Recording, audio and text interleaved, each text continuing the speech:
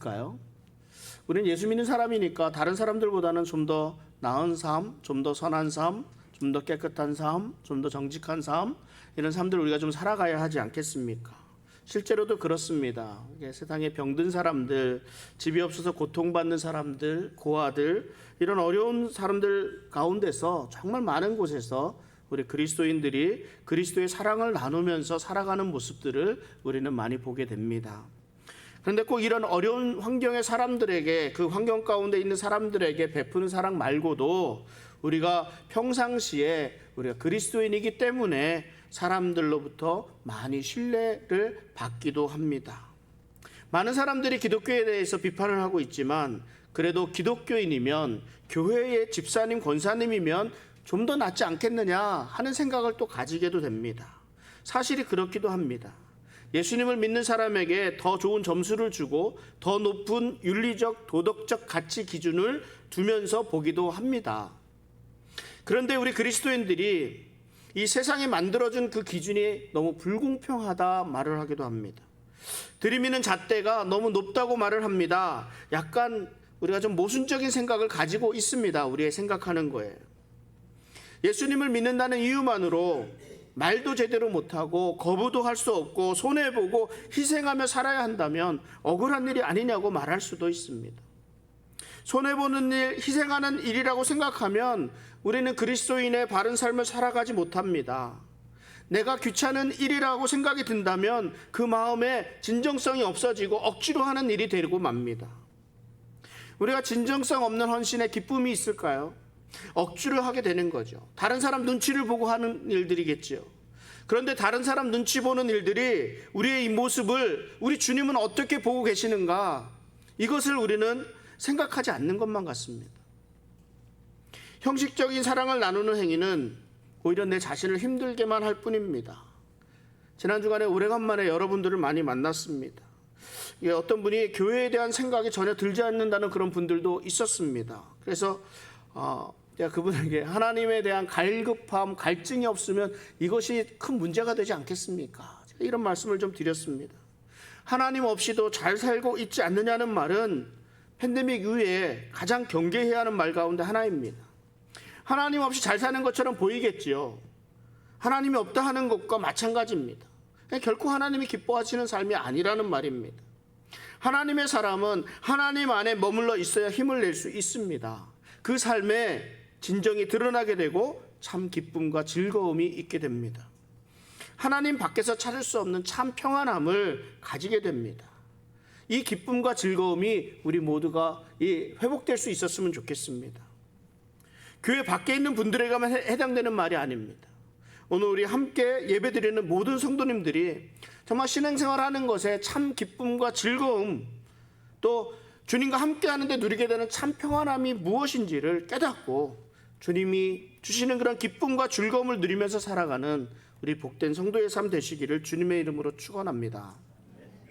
이 요한복음 13장에서 17장까지는 다락방 강화라고도 이렇게 불리는 그런 내용이 담겨 있습니다. 예수님이 십자가에 못 박히시기 전에 이제 제자들과 나누셨던 마지막 그 가르침들을 기록하고 있는데요. 예수님께서 이제까지 하실 일들은 다 하셨습니다. 한 가지만 남겨놓고 있고 이제 예수님의 제자들을 위해서 이렇게 해주시는 말씀들이 요한복음 13장에서 17장까지 나옵니다. 근데 그 첫 번째 시작이 다른 사람들을 섬기는 것이 무엇을 의미하는 것인지 직접 말씀해 주시고 있습니다. 세상 사람들은 예수님을 잘 알지 못합니다. 교회 안에 들어와 있다 할지라도 갈급해서 우리가 예수님을 찾지 않으면 예수님을 제대로 만나지 못합니다. 그런데 예수님을 잘 알 수 있는 방법이 있습니다. 어떤 방법이 있을까요? 예수 믿는 사람들을 보는 거예요. 우리들을 보는 거예요. 우리들을. 예수 믿는 사람들이 어떻게 살아가는가를 보게 되면 그 안에서 우리 예수님의 모습을 볼 수 있습니다. 예수님은 당신의 행동을 보면 하나님을 보는 것이라고 말씀을 하셨습니다. 마찬가지예요. 우리들의 삶의 모습을 통해서 사람들은 예수님의 모습을 보게 되는 겁니다. 우리가 전도해야 하지 않겠습니까? 예수님을 전해야 하는데 어떻게 전해야 할지 잘 모르겠다고 하시는 분들은 그냥 예수님처럼 사시면 됩니다. 예수님이 행하신 대로 따라서 행하시면 됩니다. 예수님이 하라시는 그 말씀에 순종하며 살아가면 됩니다. 그러면 그 모습을 보고 사람들이 예수님이 이런 분이시구나, 이것을 깨닫게 되는 거예요. 그리고 주님에게로 나아오는 그런 역사가 있지 않겠습니까? 예수님이 제자들에게 이 사실을 알려주십니다. 예수님은 13장 1절 하반절에서 자기 사람들을 사랑하시되 끝까지 사랑하시니라 말씀하셨습니다. 예수님이 제자들을 섬기신 행동, 그뿐 아니라 예수님의 모든 행동에는 그 중심에 사랑이 있었습니다. 자기 사람들을 사랑하시되 끝까지 사랑하셨습니다. 이 끝까지 사랑하셨다는 말은요, 전부를 다한 사랑이라는 말입니다. 최대한으로 무조건적으로 사랑하셨다는 말입니다. 우리가 어떤 모양으로 섬기든지 그 중심에는 사랑이 있어야 합니다. 주께서 우리에게 가르쳐 주시고 보여주신 사랑, 주께서 우리에게 부어주신 사랑, 그 사랑이 우리의 섬김의 동기가 되어야 합니다. 사랑하는 사람들을 위해서 우리는 기꺼이 그 수고를 마다하지 않습니다. 교회에 헌신하는 것이 무엇이겠습니까? 교회를 사랑하는 마음입니다. 한 지체된 성도를 사랑하는 마음이 있기 때문에 그 수고와 헌신이 가능한 것입니다. 그런데 이 사랑하는 마음이 없이 행하게 되니까 이리 불만이고 저리 불만이고 불평하고 원망하게 됩니다. 예수님은 서로 사랑함으로 이것이 예수님의 제자인 줄 알 것이라 말씀하셨습니다. 그런데 여러분, 그렇지 않습니까? 세상에는요, 내가 사랑스러운 사람보다 사랑스럽지 않은 사람들이 더 많다는 생각을 해보신 적 있습니까? 나에 대해 험담을 하고 다니는 사람, 나를 인정해 주지 않는 사람, 어떻게 보면 심지어 나보다 잘난 사람들은 다 미워 보여요. 다 미워 보여요.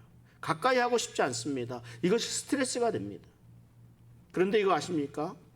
예수님은 자기를 3번이나 부인한 베드로를 사랑하셔서 그의 발을 씻어 주셨습니다. 예수님은 자신을 배반할 이 유다를 사랑하셔서 가룟 유다의 발을 씻어 주셨습니다. 이것이 우리가 따라야 할 본입니다. 본. 우리가 섬겨야 할 사람들은요, 사랑스러운 사람들만이 아닙니다. 모든 사람을 사랑으로 섬길 수 있어야 합니다. 그 사랑은 주님이 사랑한 것 같이 하는 사랑이어야 합니다. 그래서 오늘 요한복음 13장 34절에 새 계명을 너희에게 주노니 서로 사랑하라. 내가 너희를 사랑한 것 같이 너희도 서로 사랑하라 말씀하십니다. 예수님은 예수님의 제자들을 사랑한 것 같이 사랑하라 말씀하시고 있습니다. 예수님은 자기를 배신한 제자도, 자기를 팔아넘긴 제자도 사랑하셨습니다. 우리가 어떻게 예수님처럼 사랑할 수 있겠습니까? 로마서 5장 5절에 이렇게 말씀합니다. 소망이 우리를 부끄럽게 하지 아니함은 우리에게 주신 성령으로 말미암아 하나님의 사랑이 우리 마음에 부은 바 됨이니. 우리가 어떻게 다른 사람들을 사랑하고 섬길 수 있겠습니까? 하나님의 사랑이 우리 마음에 부은 바 된 것을 가지고 사랑하는 거예요. 우리 주의 성령으로 말미암아 사랑합니다. 내 힘과 내 의지로 사랑하는 것이 아니라 내 안에 계신 예수 그리스도의 영으로 사랑하는 거예요. 그래서 갈라디아서 2장 20절에서 이렇게 말씀하지 않습니까? 내가 그리스도와 함께 십자가에 못 박혔나니 그런즉 이제는 내가 사는 것이 아니고 오직 내 안에 그리스도께서 사시는 것이라. 이제 내가 육체 가운데 사는 것은 나를 사랑하사 나를 위하여 자기 자신을 버리신 하나님의 아들을 믿는 믿음 안에서 사는 것이라. 내가 사랑할 수 있는 것이 아닙니다. 내 안에 성령께서, 우리 그리스도께서 계시니까 예수 그리스도의 사랑이 나를 통해서 드러나게 되는 겁니다. 내 안에 있는 긍휼히 여기는 마음, 내 안에 있는 사랑하는 마음이 생기는 것, 이것은 내 안에 계시는 예수님의 마음인 것을 깨달아야 합니다. 예수님이 베푸시는 사랑이 나를 통해서 전해질 수 있도록 우리 성령님의 인도하심에 민감할 수 있기를 바랍니다. 다른 사람들을 사랑하는 행위, 다른 사람들을 섬기는 그런 행위는 섬김을 받는 사람들에게 선한 영향력을 끼치게 됩니다. 그러나 또 한편으로는요, 섬기는 사람, 사랑을 베푸는 사람, 그 자신의 삶에도 큰 영향을 끼치게 됩니다. 다른 사람을 섬긴다는 것, 이 사랑한다는 것에 우리의 진정성이 들어있느냐, 그렇지 않느냐, 우리가 어떻게 그것을 확인할 수 있겠습니까? 예수님은요, 우리가 위선자들처럼 다른 목적을 가지고 사람들을 섬기는 일을 해서는 안 된다고 말씀합니다. 그래서 마태복음 6장에는 사람에게 보이려고 의를 행하지 않도록 주의하라고 말씀하십니다. 예수님은 구제할 때에 오른손이 하는 일을 왼손이 모르게 하라고 말씀하십니다. 은밀하게 하라고 말씀하십니다. 그래서 기도할 때조차도 골방에 들어가서 은밀한 중에 기도하라고 말씀하십니다.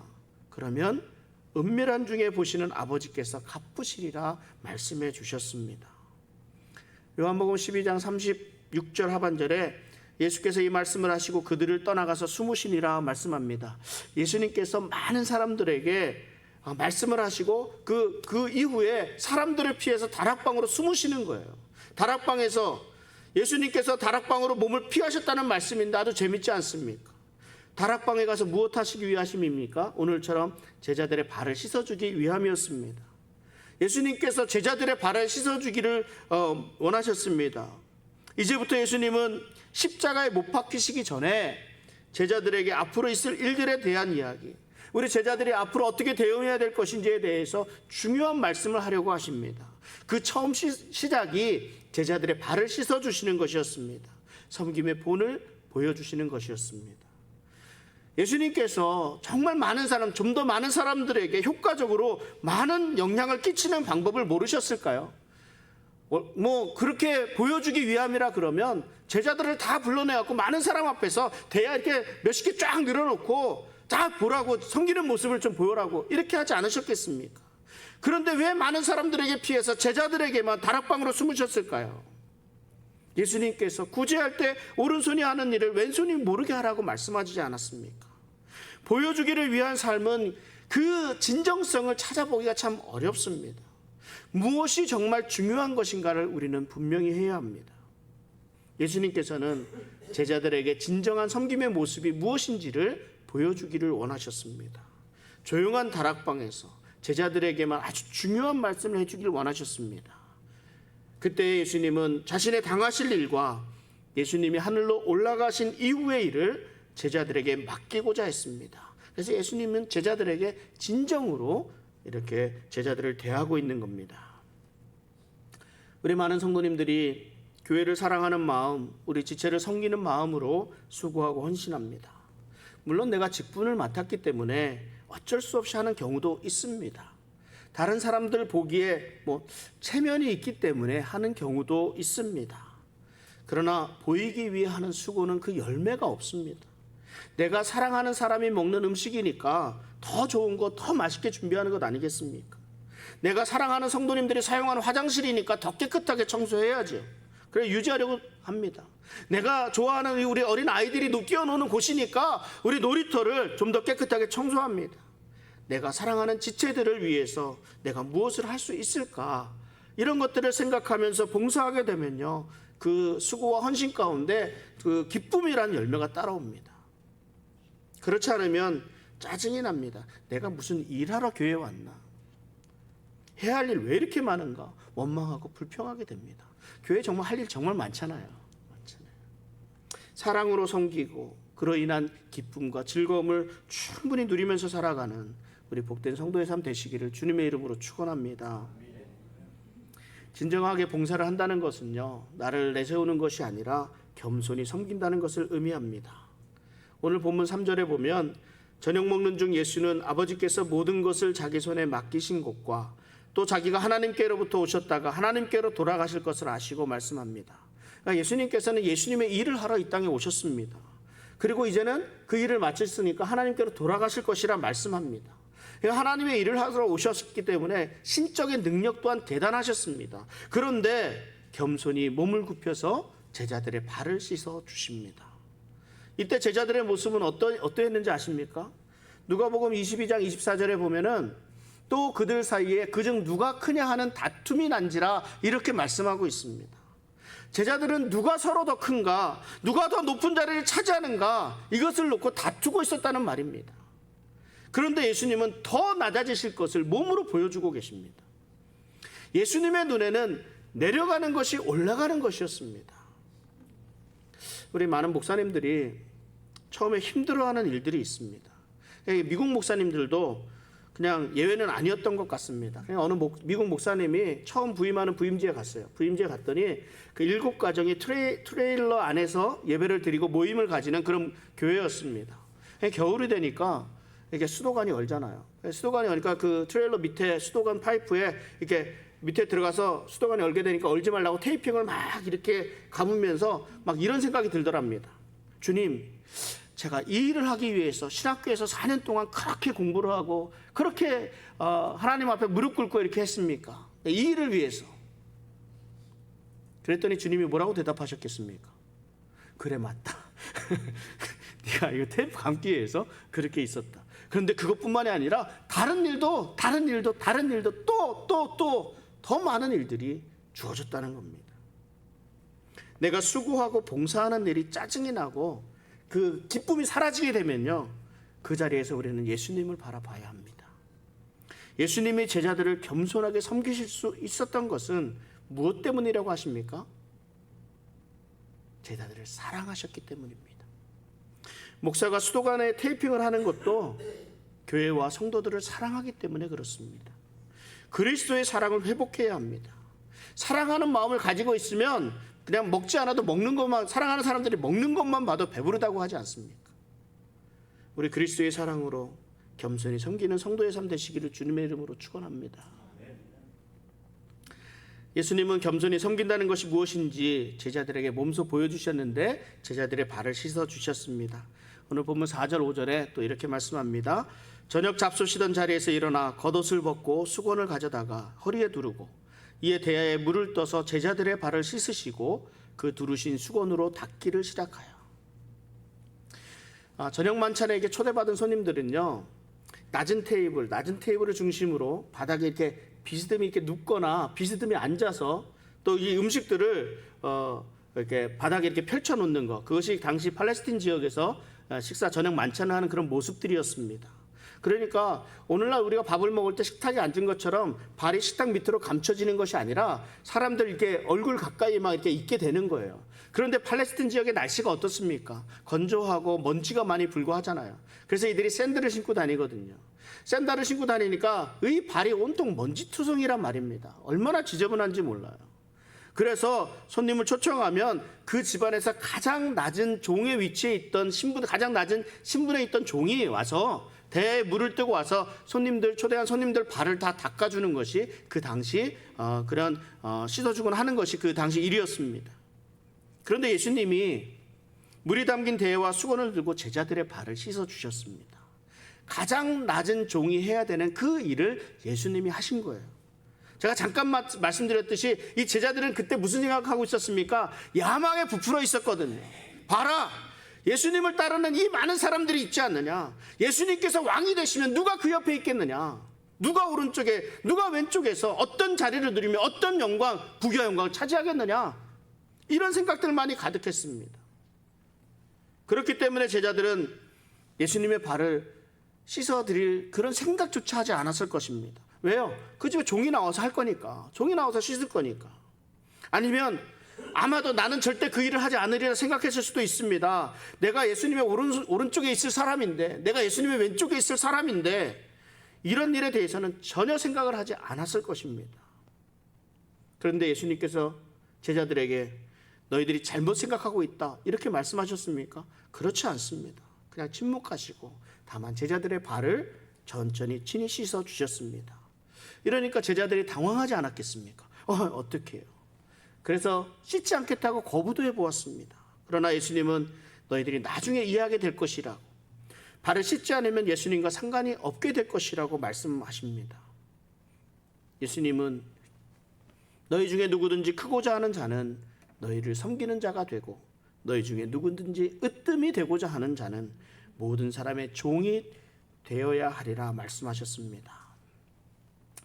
겸손하게 자기를 낮추는 사람만이 주님의 참된 종이 될 수 있습니다.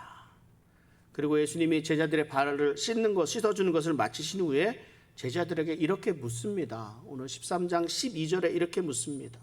그들의 발을 씻으신 후에 옷을 입으시고 다시 앉아 그들에게 이르시되 내가 너희에게 행한 것을 너희가 아느냐?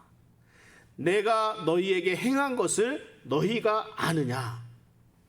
여러분들은 주님이 행하신 이 일을 이해하셨습니까? 예수님의 행하신 일을 통해서 우리가 이해해야 될 것들이 있습니다. 무엇을 어떻게 알아야 되느냐, 깨달아야 되느냐, 예수님께서 구체적으로 설명을 해주십니다. 우리 13절, 14절 말씀을 같이 한번 읽어보겠습니다. 너희가 나를 선생이라 또는 주라 하니 너희 말이 옳도다. 내가 그러하다. 내가 주와 또는 선생이 되어 너희 발을 씻었으니 너희도 서로 발을 씻어주는 것이 옳으니라. 여러분, 모를 때는 몰라서 그런다고 할 수 있습니다. 그런데 알면서는 알게 되면은요, 그 안다는 것 때문에 내가 책임이 뒤따르게 되어 있습니다. 예수님은 제자들과의 관계를 분명히 밝혀주십니다. 무슨 관계예요? 선생님과 제자의 관계입니다. 그럼에도 불구하고 선생이 되어서 제자들의 발을 씻어 주었으니까 너희도 서로 발을 씻어주는 것이 옳다 말씀하십니다. 서로 발을 씻어주는 것이 마땅하다 말씀하십니다. 제자들이 보았고 제자들이 들었고 제자들이 깨달았습니다. 그래서 이제 그들도 서로를 위해서 같은 일을 행해야 될 그런 책임을 갖게 되었습니다. 알만한 사람이 그래? 이런 말 듣지 않았습니까? 아는 만큼 그대로 행하고 있지 못하는 사람들에게 하는 말입니다. 그냥 오래되었어요. 어느 개그맨이 알만한 사람이 그래? 라는 이런 말을 할 때 그 말에 확 와닿더라고요, 마음에. 우리의 지식은 우리의 머릿속에만 남아 있어서는 안 됩니다. 아는 만큼 우리의 손과 발을 움직여 실천할 수 있도록 가슴에까지 전달되어서 강한 책임감을 느껴야 합니다. 그리고 그 책임감을 가지고 행동해야 합니다. 많은 분들이 어떻게 신앙생활해야 잘할 수 있습니까? 목사님 하고 묻습니다. 그런데 여러분들 그 스스로가 묻는 분들이 다 알고 계세요. 실천이 어렵지요. 해야 할 일도 알고 있습니다. 말씀을 읽어야 되고 묵상도 해야 되고 기도해야 되고 사랑으로 실천해야 되는 것 잘 알고 있습니다. 그런데 그 책임은 따르지 않아요. 그대로 행하는 것이 옳다고 생각하고 옳은 줄을 알고 있으면서도 따르지를 않습니다. 그러니까 삶의 변화도 능력도 살아가면서 기쁨도 즐거움도 못 누리면서 살아가게 됩니다. 그러니까 행동해야 된다는 거예요. 요한복음 우리 13장 15절 16절 또 한번 같이 한번 읽어보겠습니다. 내가 너희에게 행한 것 같이 너희도 행하게 하려 하여 본을 보였노라. 내가 진실로 진실로 너희에게 이르노니 종이 주인보다 크지 못하고 보냄을 받은 자가 보낸 자보다 크지 못하나니. 행동하도록 예수님이 본을 보이셨다는 말씀입니다. 오늘날 먼저 된 우리들의 책임이 크다 할 수 있습니다. 본을 보여야 되는데 본이 되는 삶을 살지 못하는 것 같아서 안타까울 뿐입니다. 제 스스로 그래요. 제 스스로. 예수님께서 스스로 본을 보이셨다고 말씀합니다. 제자들은 봉사와 관련해서 어떻게 해야 할지 모른다고 할 수 없었을 겁니다. 왜? 다 가르쳐 주셨으니까. 예수님이 다 본을 보여주셨습니까? 제자들이 예수님의 본을 보았고 예수님의 말씀을 들었고 그 말씀을 다 깨닫지 않았습니까? 사도 바울도 똑같이 권면합니다. 빌립보서 4장 9절에 너희는 내게 배우고 받고 듣고 본바를 행하라. 그리하면 평강의 하나님이 너희와 함께 계시리라.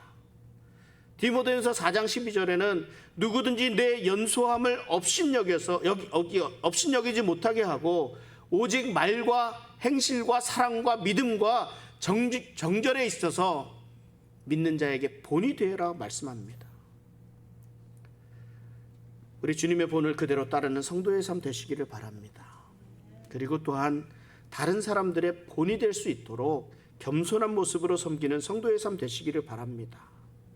본이 되는 성도의 삶에 대한 책임이 우리에게 있습니다. 그런데 여기서 끝나는 것이 아닙니다. 요한복음 13장 17절에 우리 같이 한번 읽겠습니다. 너희가 이것을 알고 행하면 복이 있으리라. 아멘. 우리 그리스도인의 삶에서 복됨은 순종에서 나옵니다.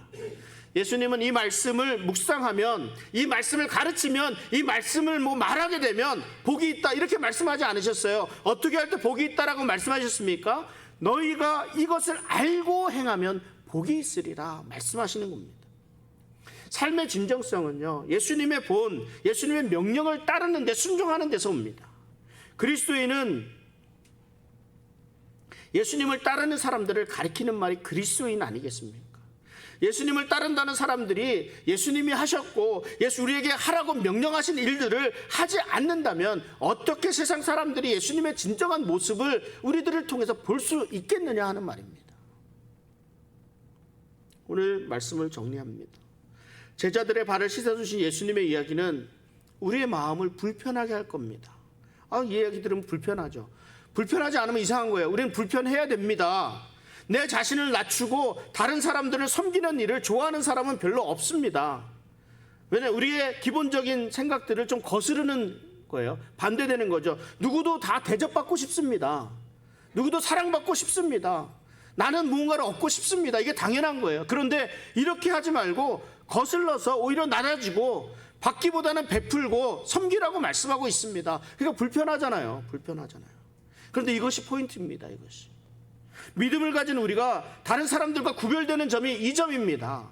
우리가 예수님을 따르고자 한다면 우리는 우리 마음에 찔림을 받고 불편해져야 합니다. 우리는 예수님이 하셨던 것처럼 우리 자신을 부인해야 합니다. 우리 스스로는 하지 않을 일, 나는 내가 좋아서 막 이렇게 하지는 않을 일들이지 않습니까? 그러나 우리를 통해 예수님이 우리를 통해 하실 때 우리에게 있는 그 불편한 감정들, 이것들을 감수해야 됩니다. 그런데 이것 아십니까? 예수님께서 말씀하시잖아요. 그 예수님의 말씀에 순종하고 행하면, 그 불편을 감수하게 되면, 그리고 행하면 그에 따른 복을 또한 즐기게 된다는 그런 말씀을 우리에게 주시고 있습니다. 성령님은 우리 안에서 늘 도전을 주십니다. 다른 사람의 필요를 생각나게 하십니다. 이제는 외면하지 말고 소매를 걷어붙이고 다가가시기 바랍니다. 행동하시기 바랍니다. 이것이 그리스도인으로서 진정한 삶을 살아가는 바른 길인 줄 믿습니다. 그리스도인의 진정한 삶을 위해 나아가는 우리 성도들에게 우리 능력의 주님이 늘 동행하시기를 주님의 이름으로 축원합니다. 기도하겠습니다. 하나님,